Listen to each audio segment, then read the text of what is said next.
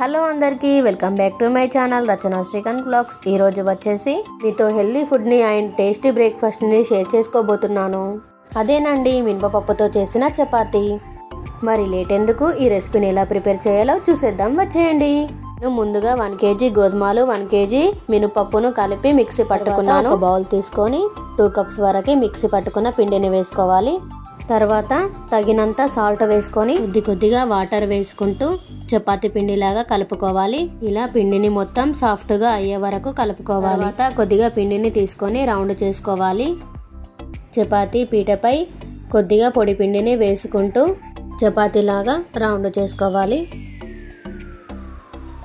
తర్వాత stove on చేసి పెనం పెట్టుకోవాలి.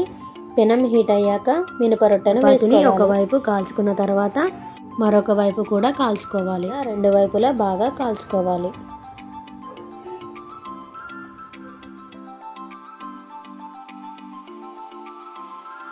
మినప రొట్టెకు బెస్ట్ కాంబినేషన్ వచ్చేసి ఎల్లిపాయ కారం అండ్ ఆయిల్ అండి. ఇలా ప్రొద్దున మినప రొట్టెతో బ్రేక్ఫాస్ట్ చేస్తే హెల్త్కి చాలా మంచిది. అంతే, సింపుల్గా మన బ్రేక్ఫాస్ట్ రెడీ అయిపోయింది. మీరు కూడా ఈ రెసిపీని తప్పకుండా ట్రై చేయండి. ఈ వీడియో మీకు నచ్చినట్లయితే లైక్ చేయండి, షేర్ చేయండి, కామెంట్ చేయండి, సబ్స్క్రైబ్ చేయడం మర్చిపోకండి. Thanks for watching.